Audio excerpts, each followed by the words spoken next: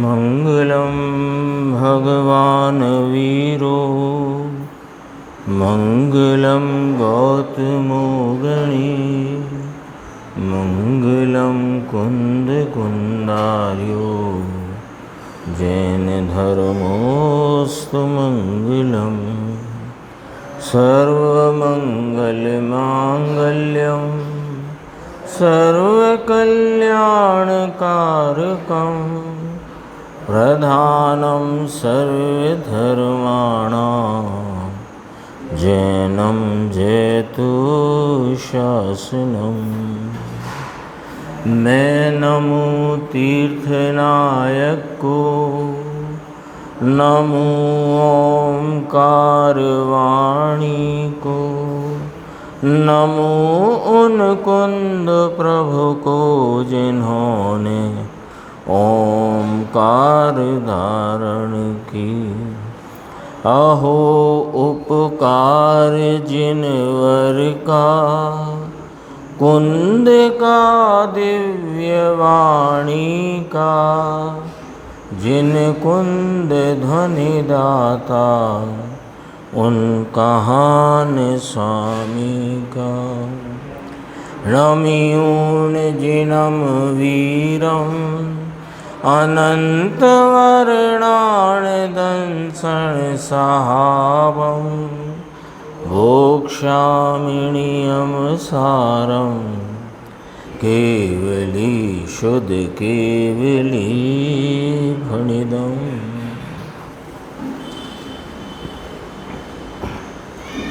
अपने नियम सारजी परमागम ग्रंथ की स्वाध्याय चल रही है, जिसमें निश्चय परम आवश्यक अधिकार की गाथाएं में 153 नंबर की गाथा उसकी स्वाध्याय चल रही है।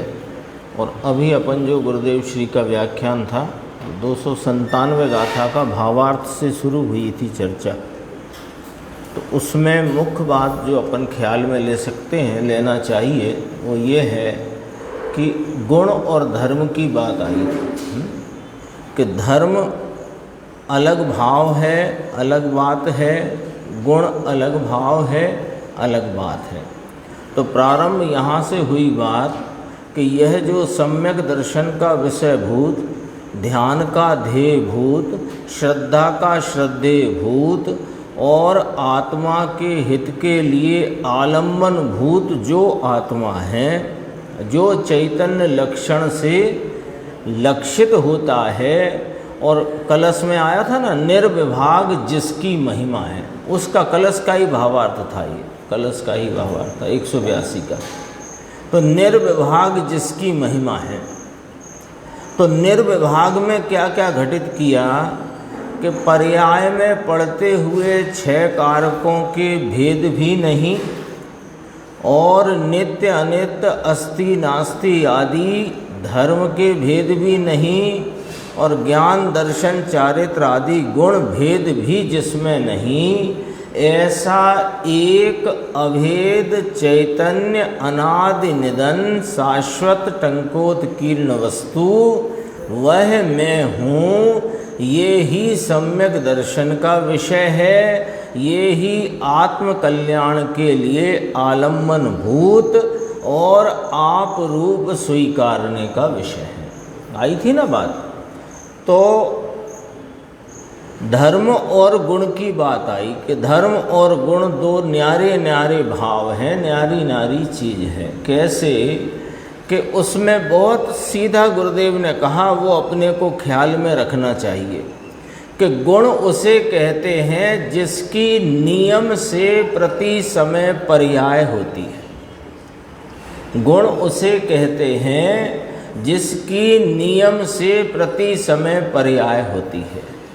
बिना पर्याय का भाव जो होए वो गुण नहीं कहलाता, और गुण जो कहलाता है उसकी प्रति समय कोई ना कोई हीन अधिक जो हो, पर व्यक्तता प्रगटता पर्याय परिणाम अवश्य होता है। ठीक है। एक बात धर्म है उनकी पर्याय नहीं होती, वे अपेक्षित भाव हैं। जैसे एक ही वस्तु में नित्यत्व भी है, अनित्यत्व भी है। नित्यत्व धर्म, अनित्यत्व धर्म। तो ये क्या हुआ कि द्रव्य अपेक्षा नित्यत्व धर्म है और पर्याय अपेक्षा अनित्यत्व धर्म है। तो इन भावों को इस प्रकार के धारी राखेला भाव, यानी जो वस्तु ने धारण करके रखे हैं, ऐसे जो भाव उन्हें धर्म कहते हैं और धर्म अपेक्षित कहे। एक बात अभी और आगे कहेंगे, पर इतना अभी तो द्रव्य अपेक्षा नित्यत्व है, पर्याय अपेक्षा अनित्यत्व है। एक अनेक, तो द्रव्य अपेक्षा एक है, पर्याय अपेक्षा अनेक है। अस्ति नास्ति, स्वय अपेक्षा अस्ति है, पर अपेक्षा नास्ति है। तो नास्तिपना धर्म किसका? कि आत्मा का ही धर्म है। तो जो गुण हैं उनकी पर्याय होती हैं। गुण किसे कहा? ज्ञान, दर्शन, सुख, चारित्र, वीर्य आदि। तो अभी अपने ज्ञान, दर्शन आदि जो गुण हैं उनकी प्रति समय कोई ना कोई हीन अधिक जो अवस्था होए, वो अवस्था अवश्य है। तो ये धर्म और गुण में भेद कहे। अब धर्म के बारे में एक बात और अपन विचार में लेते हैं कि ये तो कहे अपेक्षित धर्म, तो वे परस्पर विरोधी हैं। अपेक्षित है नित्यत्व, अनित्यत्व, एक, अनेक, अस्ति, नास्ति आदि, है ना। लेकिन कुछ धर्म ऐसे भी हैं जो पर्याय रूप योग्यता को वस्तु ने धारण किया है। ये भी धर्म है, ये भी गुण में नहीं गिने जाएंगे। जैसे जीव की राग रूप परिणमने की योग्यता वह जीव का धर्म है, और वीतराग रूप परिणमने की योग्यता ये भी जीव का धर्म है। अल्पज्ञ रूप अक्षर के अनंतवे भाग ज्ञान के उघाड़ रूप परिणमे, ऐसी योग्यता भी जीव का धर्म है। और सर्वज्ञ पने परिणमित होए, ये भी जीव का धर्म है। तो ये धर्म एक तो अपेक्षित कहे, और एक ऐसे भी धारण करके रखे हुए योग्यता के भाव हैं जिन रूप वह जीव परिणम सकता है, ऐसी योग्यता, उन्हें भी धर्म कहते हैं।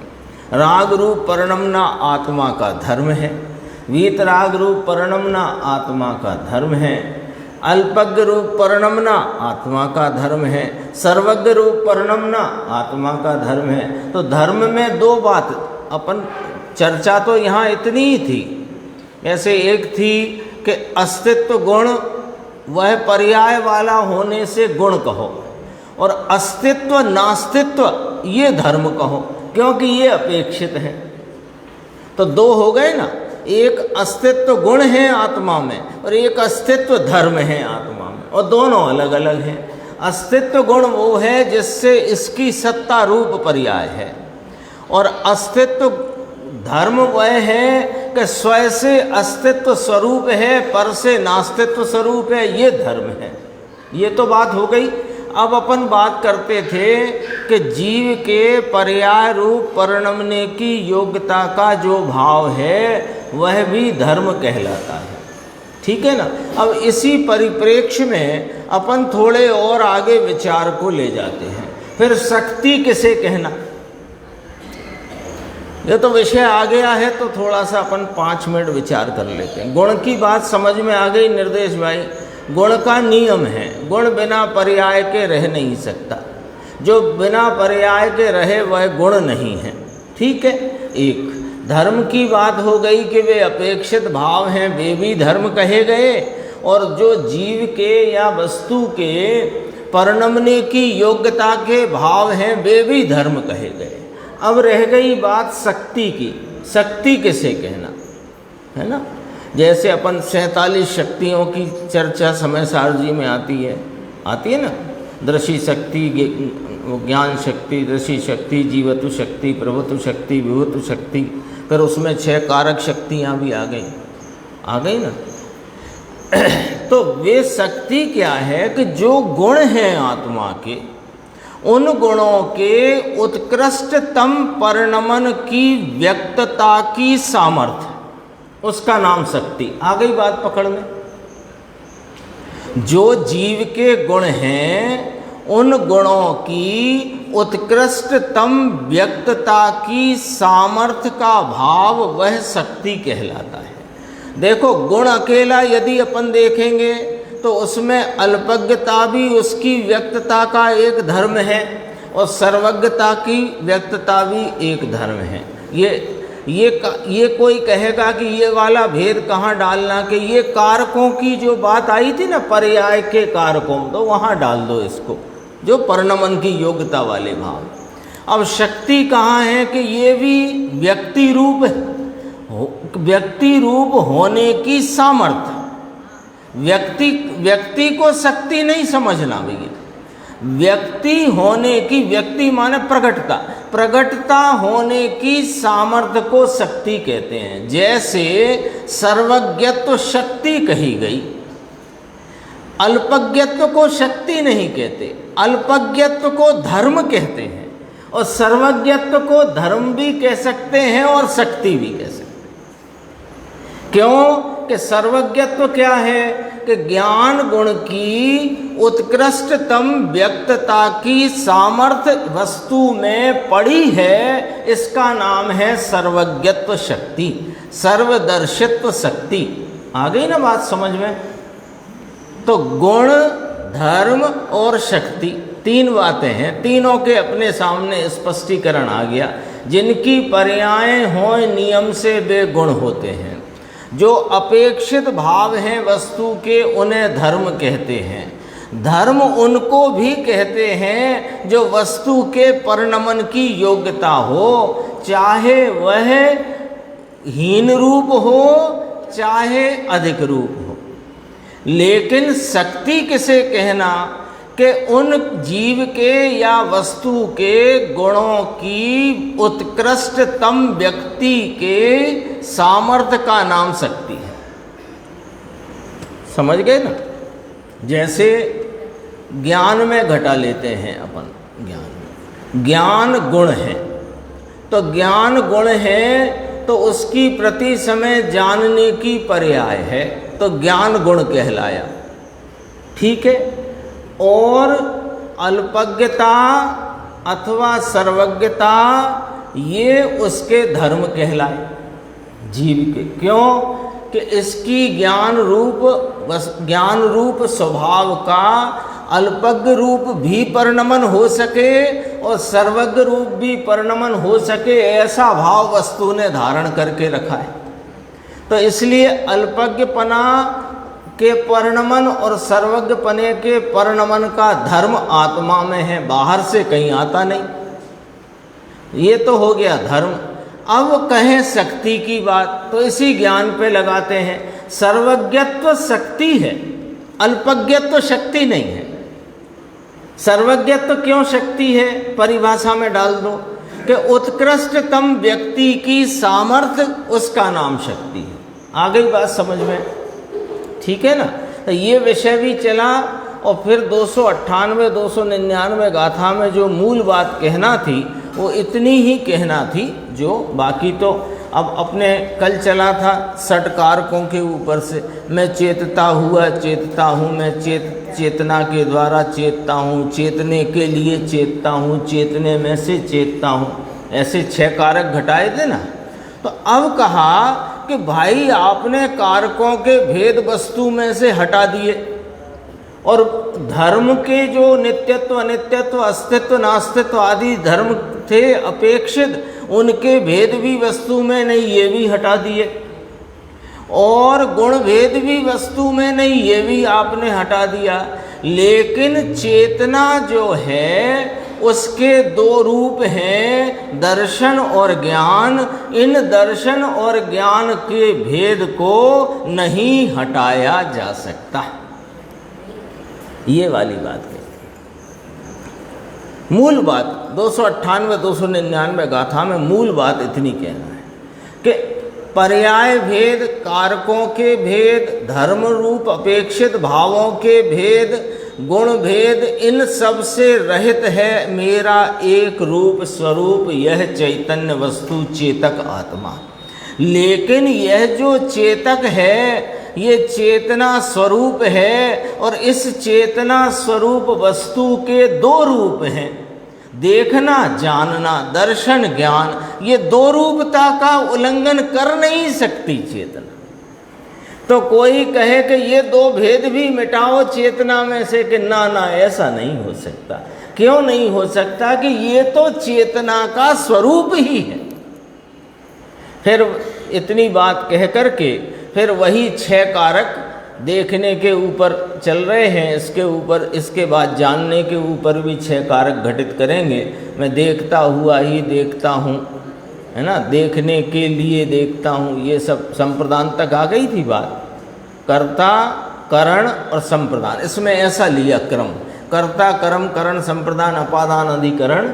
इसमें क्रम लिया कर्ता, करण और संप्रदान, फिर आगे कारक। क्रम का फर्क है और कुछ भी नहीं, ठीक है ना। अब अपन अपने नियम सार जी की जो अपनी चलती है ये थोड़ा ध्यान में लेने की बात है। जो गुण, धर्म और शक्ति की चर्चा है ना, ये थोड़े ख्याल में लेना। एक ही नहीं है सब, एक होते तो 3 वाचक नहीं होते राकेश भाई। 3 बातें, गुण, धर्म और शक्ति। तो वो उसमें क्या क्या फर्क है वो अपन ने चर्चा में यहाँ विचार में लिया, और वो थोड़ा ध्यान में रखना। ये चर्चा, इसमें कई बार ऐसा आते हैं अंदर में आशंकाएं कि गुण शक्ति एक ही चीज़ है। देखो गुरुदेव भी बोल देते हैं गुण शक्ति एक ही चीज़ है, वो बोलने की बात है, बस उस शब्द का प्रयोग है ना। आत्मा में ज्ञान शक्ति है तो ज्ञान शक्ति भी है और ज्ञान गुण भी है। तो कभी गुण भी कहते हैं, कभी शक्ति भी कहते हैं। और ज्ञान शक्ति कहते हैं तो ज्ञान शक्ति के उत्कृष्ट परिणमन सर्वज्ञत्व को शक्ति कहते हैं, अल्पज्ञत्व को तो कोई शक्ति कहता नहीं। पर अल्पज्ञत्व धर्म है और सर्वज्ञत्व भी धर्म है। सर्वज्ञत्व भी धर्म है, परिणमन की योग्यता प्रमाण है। धर्म के 2 प्रकार समझना। सब लोग को लगता है कि जो अपेक्षित भाव हैं वे ही धर्म होते हैं, बस। धर्म में 2 बात समझना। ये बात कहाँ से निकल करके आई है? तो कोई के मन से करते हो कि नहीं नहीं, 47 नए वाला जो परिशिष्ट है प्रवचन सार जी का, उसमें परिशिष्ट प्रारंभ होने के पहले आचार्य अमृतचंद्र स्वामी कहते हैं आत्मा अनंत धर्मों का अधिष्ठाता स्वामी एक है। कहा ना उसमें, है ना, उसके परिशिष्ट के भूमिका में, परिशिष्ट की भूमिका में कहा अनंत धर्मों का अधिष्ठाता स्वामी एक। तो वे कौन से धर्मों की चर्चा करी 47 नए में? परिणमन की योग्यता वाले भी लिए उसमें, है ना। तो वे भी धर्म है। और गुरुदेव ने जो व्याख्या करी धर्म की, सबसे सरल तीनों की परिभाषा करते हैं। अब वो विषय निकल ही नहीं रहा मेरे से बाहर। तीनों की अपन बहुत संक्षिप्त ऐसी परिभाषा करते, याद रहे। गुण उसे कहते हैं जिसका नियम से परिणाम होता है, एक। धर्म उसे कहते हैं कि परिणमने की योग्यता रूप भाव, वस्तु के परिणमन की योग्यता का भाव और उसमें रहे हुए अपेक्षित भाव, वे धर्म हैं। 2 बातें हो गई। शक्ति वस्तु के गुणों के उत्कृष्टतम परिणमन की सामर्थ्य का नाम शक्ति है। 3 परिभाषा हो गई। अब ये याद रह जाएगी, यानी समझ में आएगी तो याद रहेगी, याद रखेंगे तो भूल जाएंगे। 2 बातें होती हैं, याद करने से भूल जाते हैं और समझने से याद रह जाती है। तो अपने को कोई चीज़ याद नहीं करना है, समझना है। याद करने जाते हैं तो गड़बड़ हो जाती है। क्यों? कि वो भूल ही जाते हैं। याद करी ना, इसलिए। बस देखो अपन आते हैं 153 गाथा में, जो गुरुदेव श्री का व्याख्यान है, कारण कार्य नियम भाग 6 अपना चलता है, पेज नंबर 214। हरि गीत के ठीक नीचे 2 पंक्ति हैं गुरुदेव ने जो बोला, अपन देखो। गुरुदेव ने कहाँ से बात करी कि व्यवहार स्वाध्याय शुभ भाव है। गाथा का विषय तो याद है ना, अपने दो दो विषय चलते हैं एक साथ, तो हो सकता है कि थोड़ा मैशअप हो जाए, कोई बात नहीं है। ये 153 की बात ये है कि वचन में प्रतिक्रमण, वचन में प्रत्याख्यान, वचन में नियम आदि जितने भी हैं वे पुद्गल द्रव्यात्मक होने से ग्राह्य नहीं है। ये अपना विषय है ना। अब देखो, व्यवहार स्वाध्याय शुभ भाव है, इसमें धर्म नहीं है। एक एक छोटे छोटे वाक्य हैं लेकिन सैद्धांतिक हैं। व्यवहार स्वाध्याय, व्यवहार स्वाध्याय किसे कहा कि वचनों का आलंबन लेकर के वाणी के द्वारा, विचार के द्वारा यानी मन के द्वारा उन वचनों का आलंबन लेकर उपयोग की और वाणी आदि की वृत्ति, उसे स्वाध्याय कहते हैं। जैसे मान लो अपने को कोई ऐसा प्रसंग आया कि चलो आज अपन 6 डाला की स्वाध्याय करते हैं, तो 6 डाला की 6 ढालें पढ़ी अपन ने, स्मृति में भी है बहुतों के, तो 6 ही डालें शुरू करें तो पूरे ही होए, रुके ही नहीं। ये बोल के भी कर सकते हैं और विचार मन के द्वारा भी। ये सब काय में गया? व्यवहार स्वाध्याय में। क्यों गया व्यवहार स्वाध्याय में? क्योंकि इसमें इस निश्चय स्वरूप वस्तु का आलम्बन नहीं है, पुद्गल द्रव्यात्मक वचनों का आलम्बन, इसलिए व्यवहार कहलाता है। ठीक है। और एक शब्द डला है स्वाध्याय, जो स्वयं के लक्ष्य से जो विचार है उसे स्वाध्याय कहा, वो भी बात आएगी, अपन देखेंगे। देखो, व्यवहार स्वाध्याय स्वभाव है, इसमें धर्म नहीं है ना, फुल स्टॉप। फिर अगला वाक्य, इसमें प्रभु का अमृत सागर उछले ऐसी ताकत इसमें नहीं है, बस इसलिए ये धर्म नहीं है। क्यों धर्म नहीं है? लो साहब, अपने को तो लगता है कि पहले हम बिल्कुल स्वाध्याय नहीं करते थे, अब तो हम 2 घंटे 3 घंटे नियमित स्वाध्याय करते हैं, 1 घंटे करते हैं, 4 घंटे करते हैं। तो हम जो नियमित स्वाध्याय करते हैं, तो अब तो भैया हम धर्म करने लग गए, या हम नहीं कहे तो दूसरे हमसे कहते हैं अब तो आप बहुत धर्म करने लग गए। तो ये धर्म नहीं है। क्यों नहीं है? उसका कोई लॉजिक है कि हाँ लॉजिक है। इसके वृत्ति में, इसमें उपयोग की जो धारा चलती है इस आलम्बन में, उसमें अंदर अमृत का सागर उछले, आनंद की वृत्ति, आनंद की परिणति उछले, ऐसी ताकत नहीं है इसमें। ताकत नहीं है। अध्यात्म ग्रंथों का भी स्वाध्याय करो तो भी वो वचन का आलम्बन लेकर वर्तती जितनी भी क्रिया प्रक्रिया है, जो कुछ भी समझो, उसमें ये ताकत नहीं है कि अंदर का आनंद का सागर का अंश भी उछाल दे। इसलिए धर्म नहीं है बस। क्यों कि धर्म की परिभाषा तो सर्वज्ञ देव ने यूँ कही है कि जो आनंद की वृत्ति है वही धर्म है। आनंद बिना का धर्म नहीं है। मुनिपना उत्कृष्ट धर्म है और मुनिपने में आनंद बहुत है।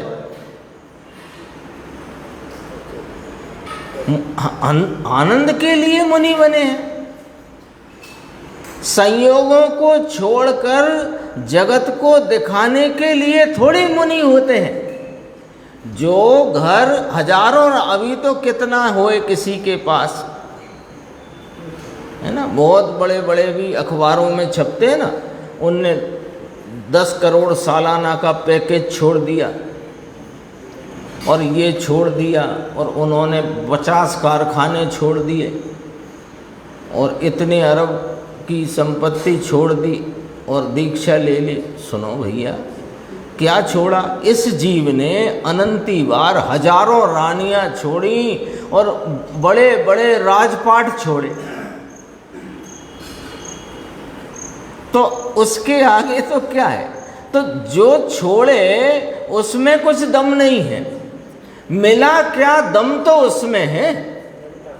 मिला क्या, आनंद ना मिला तो कुछ ना मिला। तो ये कहते हैं कि अमृत सागर उछले ऐसी ताकत इसमें नहीं है स्वाध्याय में। यहाँ तो अभी बचन मेहता की बात चलती है, देखो 215 पेज 4 पंक्ति के बाद, पाक्षिक आदि प्रतिक्रमण क्रिया का कारण कौन, आचार्य के मुख से निकला हुआ। ऐसा मिला के पढ़ना है ना, जरा समझ में आएगा। पाक्षिक आदि प्रतिक्रमण क्रिया का कारण आचार्य के मुख से निकला हुआ। कौन आचार्य, निर्यापक आचार्य, ठीक है, उनके द्वारा बनाया हुआ, माने कहा हुआ, बताया हुआ, आदेश किया हुआ, उपदेश किया हुआ, ठीक है। ये समस्त पाप क्षय का हेतुभूत है। ये प्रतिक्रमण शब्दों से है, इसमें विकल्प है, ये शुभ विकल्प से पाप का क्षय है, निश्चय है उसको।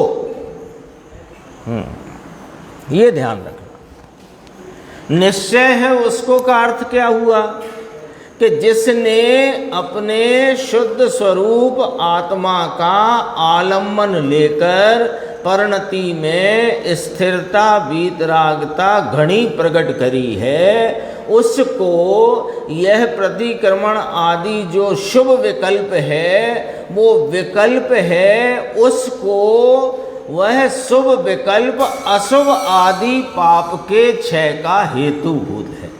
एकदम बराबर हिसाब में रखना बात, ठीक है। तो यहाँ पाप का अर्थ पुण्य पाप नहीं, पाप का अर्थ अशुभ अकेला लिया है ना, क्योंकि ये स्वयं शुभ है। जैसे पाप के क्षय का वो लॉजिक है कि आप ऐसे मन से क्यों अर्थ करते हो, कभी पाप में पुण्य पाप दोनों डालते हो और कभी पाप में अकेला पाप कह रहे हो, पुण्य को नहीं कह रहे हो। तो कहाँ इसमें हम कोई मन से थोड़ी गलती कर रहे हैं, यहाँ तो इसमें से ही अर्थ निकल के आ रहा है। कैसे कि धर्म पाप का क्षयभूत है, तब कौन सा पाप लेोगे बता दो। स्वरूप के आलम्बन से उपलब्ध उत्पन्न आनंद रूप जो धर्म है, वह पाप का क्षयभूत है, क्षय पाप के क्षय का हेतुभूत है। इस पाप में क्या क्या लेना, धर्म कहा ना सामने, तो इसमें पुण्य पाप दोनों लेना। और प्रतिक्रमण आदि का शुभ विकल्प ये पाप के क्षय का हेतुभूत है, तो ये तो स्वयं शुभ है, जैसे पाप के क्षय का हेतु कह रहे हैं। तो यहाँ शुभ नहीं लेना, यहाँ अकेला अशुभ लेना, इसी में सही अर्थ निकलता है, कोई अलग उलझने की जरूरत नहीं है। वो तो अपन इसलिए चर्चा कर लेते हैं कि सब तरफ से घोंट लो मांझ लो, जिससे कहीं कोई आशंका नहीं रहनी चाहिए। देखो, जिसको निश्चय नहीं, इसको तो पाप के क्षय का हेतु नहीं लो। जिसको शुद्ध स्वरूप के आलम्बन से उत्पन्न होने वाला जो निश्चय धर्म का परिणाम है, वो जिसकी परिणति में ही उत्पन्न नहीं हुआ है, उसको तो ये जो शुभ विकल्प भी पाप का क्षय का हेतुभूत नहीं है। ये क्या कहते हो, शुभ को शुभ रखो, अशुभ को अशुभ रखो, इसमें क्या दिक्कत है? कि नहीं, दिक्कत इतनी सी है कि ये भले उस समय वर्तमान में कषाय की मंदता रूप प्रशस्त या शुभ भाव में परिणमित हुआ होए, लेकिन उसके मिथ्यात्व रूपी अशुभ साथ में है, तो हम अब उसको अशुभ के क्षय का हेतुभूत कहें कैसे? कैसे कहें बताओ? लेकिन जिसके मिथ्यात्व टल गया है, परिणति में समकित की सुगंध बह रही है और उस समकित के साथ स्वरूप का आलम्बन विशेष होने से स्थिरता भी वीतरागता भी जिनको घनी प्रगटी है, उनके यह जो प्रतिक्रमण आदि वचनात्मक जो शुभ विकल्प है वह पुद्गल द्रव्यात्मक वचनमय और उसके आलम्बन से होता शुभ विकल्प, वह शुभ विकल्प किसको अशुभ के क्षय का हेतुभूत है कि जिसको शुद्ध भाव प्रगटा है उसको। यही कहा यहां पर देखो, जिसको निश्चय नहीं इसको तो पाप का क्षय का हेतु नहीं, ये तो पाप बंधन है। जिसको आत्मा का भान और अनुभव है इसको ये पाप क्षय का हेतुभूत निमित्त है। फिर अगला पैराग्राफ देखो, सगलू द्रव्य श्रुत, सगलू माने समस्त ही, द्रव्य श्रुत आ गया है ना, द्वादशांग आ गया इसमें। भले किताबों रूप ना हो, वचन रूप तो है ना वो द्वादशांग, अब नहीं है ये एक अलग बात है, पर वो समस्त द्रव्य श्रुत वह वचन वर्गणा योग्य है। कहते जरा दुनिया की दरकार नहीं है पद्म प्रमलधारी मुनिराज को। ये कहते हुए कोई दरकार, कोई चिंता, कोई परेशानी, कोई समाज का हिसाब किताब नहीं रखते कि आपने तो सीधा ही कह दिया समस्त द्रव्य श्रुत वह वचन वर्गणा योग्य पुद्गल द्रव्यात्मक होने से ग्रहण करने के योग्य नहीं। ये लिखा मुनिराज पद्म प्रमलधारी देव ने इस गाथा की टीका करते हुए, 153 नंबर गाथा। बोलो राकेश भाई, दरकार नहीं करी कि ये जो बात मैं बाहर कहता हूँ तो मुनि तरीके कोई निंदा करेगा कि ये क्या बात करी तुमने भैया मुनि होकर के। मुनि माने तो सर्वज्ञ के मार्ग के अनुसरण करता, उसके अनुगामी हो प्रभु आप तो। मुनिराज कौन है? सर्वज्ञ के मार्ग के अनुगामी हैं। ऐसे सर्वज्ञ के मार्ग के अनुगामी होकर के आप ये बात कह रहे हो कि समस्त द्रव्य श्रुत वह वचन वर्गणा योग्य पुद्गल द्रव्यात्मक होने से ग्रहण करने के योग्य नहीं है। बोलो, मुनि हो के ऐसी कहते हैं? हमको पड़ी नहीं है भैया किसी की। यहां तो जो दूध है सो दूध है, जो पानी है सो पानी है। तुम्हें समझना हो, हित करना हो तो जो जिसके खाते की चीज है उसको उसके खाते में डालोगे तो बैलेंस शीट मिलेगी, है कि नहीं यशवंत? इधर की चीज उधर गई तो ना कोई दुनिया का चार्टर्ड अकाउंटेंट भी मिला के नहीं दे सकता। आपको बता है ऐसा ही यहाँ है। ये तो वैसे भी अलौकिक बातें हैं, अलौकिक मार्ग है। बापू प्रभु का मार्ग ये है भाई, आत्मा के दृष्टि के अनुभव सहित ऐसा जो भाव है, कौन सा? प्रतिक्रमण आदि का वचनमयता के साथ उत्पन्न शुभ विकल्प, वह पाप का क्षय भूत है, पुण्य बंध का कारण है, धर्म नहीं है। समस्त द्रव्य श्रुत, सारा द्रव्य श्रुत, 11 अंग और सब द्रव्य श्रुत भरा होए, भले कहते हैं ना होए, द्रव्य श्रुत वह वचन वर्गणा योग्य पुद्गल द्रव्यात्मक होने से ग्राह्य नहीं है। अब यहाँ प्रश्न हो गया कि अभी द्वादशांग कहा था और गुरुदेव ने 11 अंग कहा। समझ लो, नहीं तो गड़बड़ नहीं रहना चाहिए।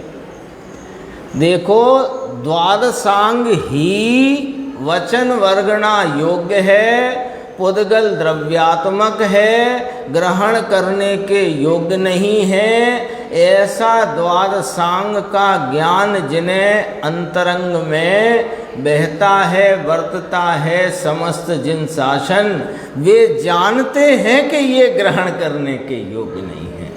लेकिन 11 अंग 9 पूर्व का पाठी वह यह जानता ही नहीं है कि ये ग्रहण करने के योग्य नहीं है। वो तो इस भ्रांति में उलझा है कि इसको ग्रहण करूंगा तो मेरा हित होएगा। फर्क आ गया? ये वाली बात है। अंदर जो भाव है ये शुभ है, और यह वचन वर्गणा योग जो है यह तो ग्राह्य है ही नहीं। वचन वर्गणा योग तो ग्राह्य है ही नहीं का मतलब कि ये चेतन वस्तु, वचन वर्गणा योग पुद्गल द्रव्यात्मक द्रव्य श्रुत वह तो पुद्गल वस्तु है, तो पुद्गल का अचेतन का प्रवेश चेतन में हो सकता नहीं, एक पॉइंट। दूसरा, उसके लक्ष्य से उत्पन्न जो शुभ विकल्प है वो भी ग्राह्य नहीं। दो बातें होगी। ये तो पुद्गल की पर्याय है, द्रव्य शुभ तो पुद्गल की पर्याय है, किंतु उसके साथ जो भाव है शुभ वह भी ग्रहण करने के योग्य नहीं है। आगे थोड़ी सी चर्चा और है, देखो 216। यहाँ आचार्य कहते हैं समस्त द्रव्य श्रुत वह वचन वर्गणा योग्य पुद्गल द्रव्यात्मक होने से ग्राह्य नहीं, ग्राह्य नहीं का अर्थ ग्रहण करने के योग्य नहीं। फिर स्पष्ट करते हैं प्रत्याख्यान नियम और आलोचना भी पुद्गल द्रव्यात्मक होने से वाणी द्वारा जितना प्रतिक्रमण और आलोचना बोली जाती है ये ग्राह्य नहीं। माथा भर जाए ऐसा है। आलोचना का पाठ पहले तो होता था, अब नहीं होता। पहले तो सुबह सुबह घर में बहनें उठ के जो काम काज होते थे तो वो आलोचना पाठ पढ़ते पढ़ते काम काज भी चलते थे, नहीं चलते थे ऐसे। वो ग्राह्य नहीं है। लो जीवन निकल गया हमारी माता जी दादी जी का, यही करते, और आप कह रहे हो ग्राह्य नहीं है। अरे वो करते हुए भी उसमें भी कुछ पुण्य बंधता है। धर्म का तो नामो निशान उनको भी नहीं, और सम्यक दृष्टि दादी हो तो उसे भी नहीं। लेकिन जो ग्रहण करने के योग्य है वह तो अभी अपने 182 कलश में कह ही दिया कि जिसमें कारकों के भेद नहीं, धर्म भेद नहीं, गुण भेद भी जिसमें नहीं, ऐसी वह वस्तु वह ही वास्तव में श्रद्धा का विषयभूत है। आ गई ना बात? अभी तो आई 182 नंबर कलश के भावार्थ में। देखो इसमें क्या कहा, प्रत्याख्यान नियम और आलोचना भी द्रव्य श्रुत तो कहा था, ये भी प्रत्याख्यान प्रतिक्रमण आदि कहा ना, तो प्रतिक्रमण प्रत्याख्यान नियम आलोचना सब ले लो।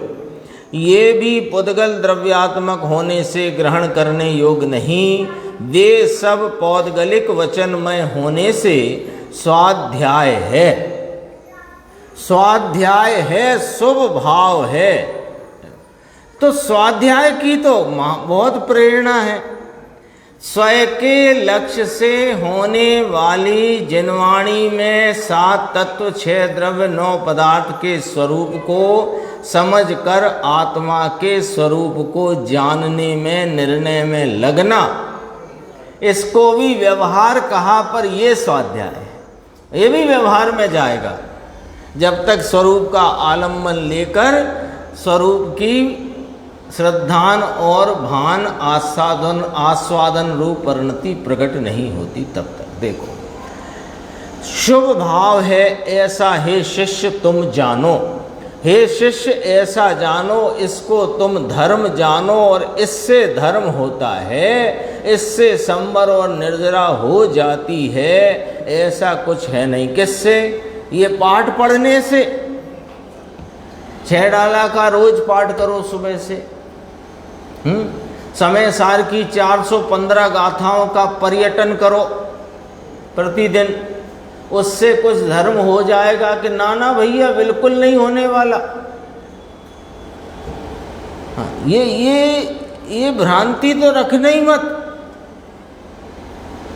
तो फिर ना करें तो करो ना, लेकिन उससे धर्म होता है ये मानकर नहीं। उसमें 6 द्रव्य 7 तत्व और 9 पदार्थ का स्वरूप मेरे जानने में, निर्णय में वो है कार्यकारी हो सकती है निमित्त रूप से। तो उसके लिए मैं स्वयं के लक्ष्य से, स्वयं हित के लिए जो शास्त्र आदि का पाठ और पठन, स्वाध्याय, चिंतन, मंथन, विचार करता हूँ, वो स्वयं के लक्ष्य से हो तो स्वयं हित करेगा नहीं, स्वयं हित में निमित्त है। एकदम साफ रखो सब कुछ, है ना। जितना पढ़ो, सुनो, समझो।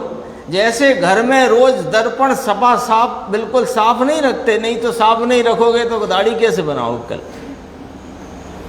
तो साफ रखो बिल्कुल अपने इस ज्ञान पटल में। विकल्पात्मक ज्ञान है, पर इस ज्ञान पटल में सब कुछ साफ साफ रखो।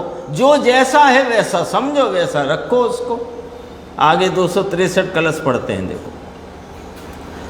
मुक्त्वा भव्यो वचन रचना सर्वदातः समस्ता निर्वाण स्त्री स्तन भर युगा श्लेष 100 प्रहाढया नित्यानंदाद अतुल महिमा धार के स्वयं स्वरूपे स्थित्वा सर्वं तृणमिव जगत जाल में को ददर्श। फिर एक कलश इसमें मूलाचार की गाथा ली है, इसमें उसे भी पढ़ लेते हैं। देखो, पर्यटनम चवायण पोक्षण अणुपेक्षणाय धम्म कहा धुदि मंगल संयुक्तो पंच विहो हो दिस जाऊ। श्लोकार्थ है। श्लोक कहा मुनिराज प्रमलधारी देव ने, और अपने श्लोक के बाद मूलाचार की 219 मूलाचार में पंचाचार अधिकार में रही 219वीं गाथा को भी यहाँ उद्धृत किया है। अपन इसका श्लोकार्थ पढ़ते हैं। देखो, ऐसा होने से, कैसा होने से कि 153 नंबर गाथा में आचार्य कुंद भगवान ने जो कहा है वैसा होने से, आ गई बात ख्याल में।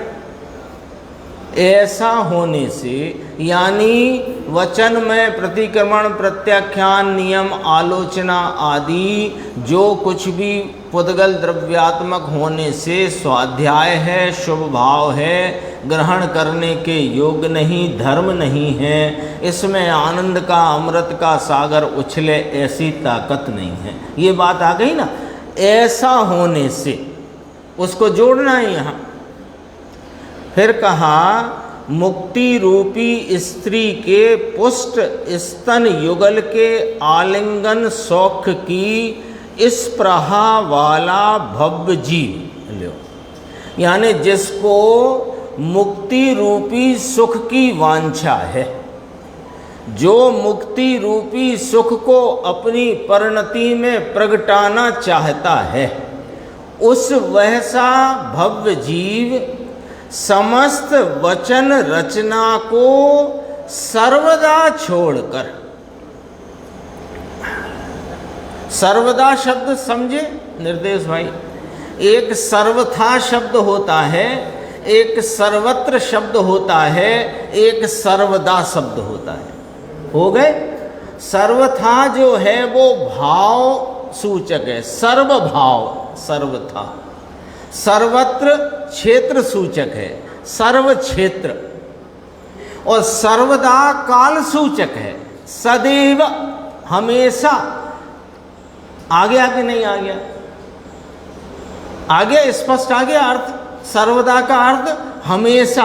अब यहां पढ़ो, भव्य जीव कौन है? भव्य जो अपनी परिणति में आत्म स्वरूप के अनंत गुणों की अनंत व्यक्तता को प्रकट करना चाहता है, वह भव्य जीव समस्त वचन रचना को सर्वदा छोड़कर, हमेशा छोड़कर ले।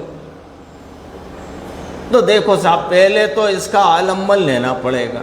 शास्त्र आदि का जो पाठ लिखे हैं आचार्य भगवंतों ने, ज्ञानी धर्मात्माओं ने, उन सब पाठों का, सूत्रों का, उनका आलम्बन पहले तो लेना पड़ेगा। फिर जब हम उनमें से चीज़ को समझ जाएंगे फिर छोड़ देंगे कि भैया तुम समझते क्यों नहीं हो? क्या नहीं समझते अपन? क्या नहीं समझते कि जो चीज़ छोड़ने योग्य है वो सदा छोड़ने योग्य है, और जो ग्रहण करने योग्य है वो सदा ग्रहण करने योग्य है।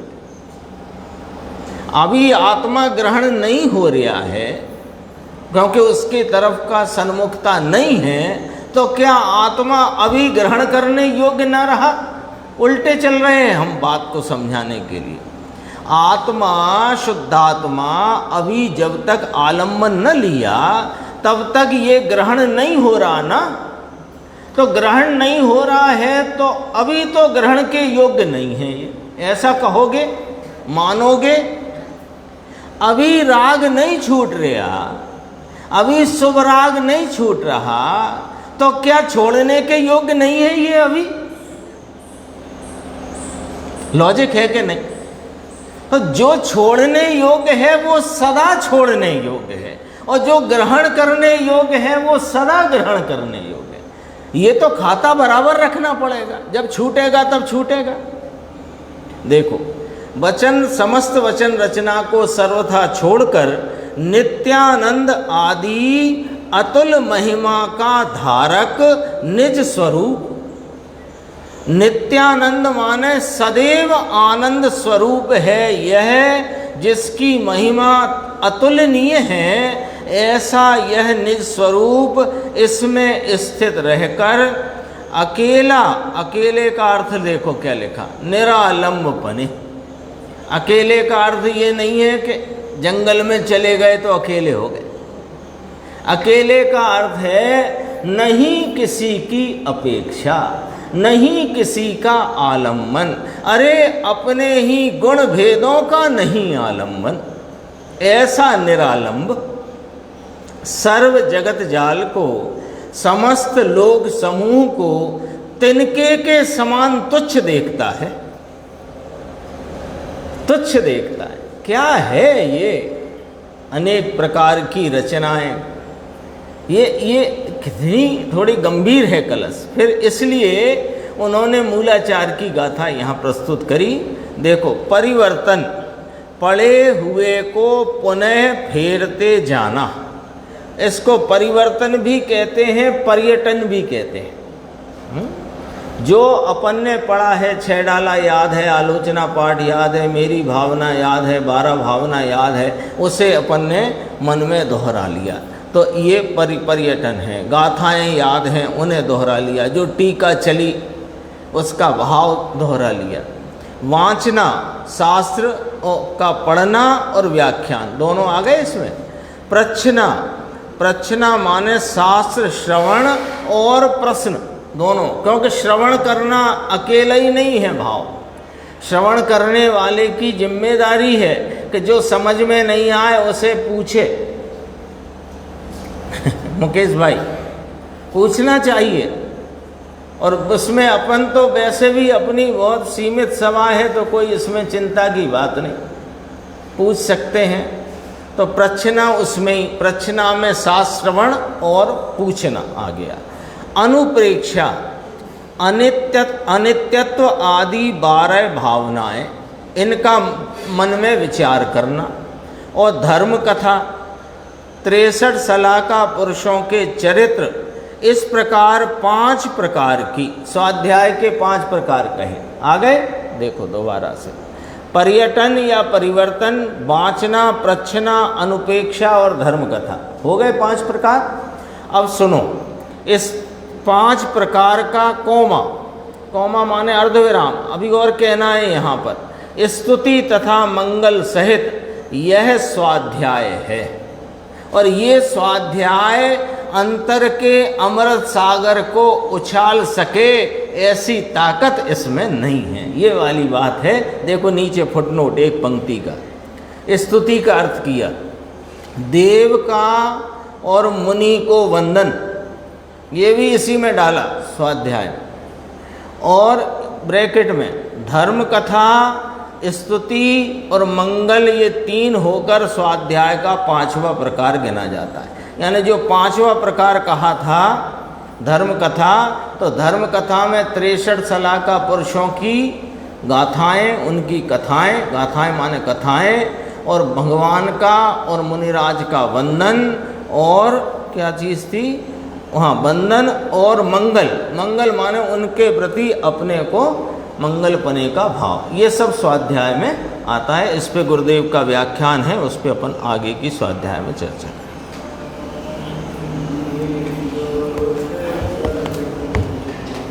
अविनाशी